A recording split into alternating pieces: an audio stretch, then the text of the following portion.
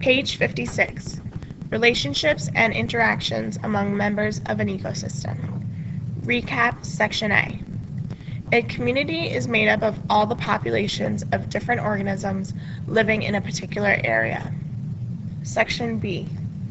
The role of an organism plays in its habitat or physical location is its niche. The physical characteristics of an organism give clue to its niche within an ecosystem.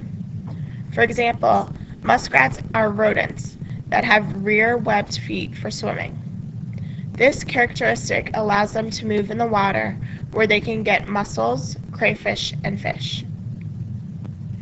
Ruby-throated hummingbirds eat nectar from flowers.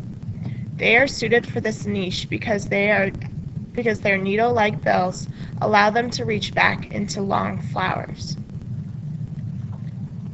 Section C. Predator-prey relationships within a community help to maintain balance among populations within an ecosystem. Predators are animals that hunt other animals for food. The hunted animals are called prey. The population size of a specific type of animal can be controlled by a predator, such as how foxes hunt rabbits. When a species has no natural predator, its population may get too large to be supported by the available resources. For instance, since man has drastically reduced the natural predators of deer that cannot find enough plant matter to eat will die of starvation. Section D. Populations within a community interact in various feeding relationships. The population size of both producers and consumers are interdependent. This means that as one population increases or decreases in size, so does the other. The populations of decomposers depend on the quality of dead plants and animals in the community.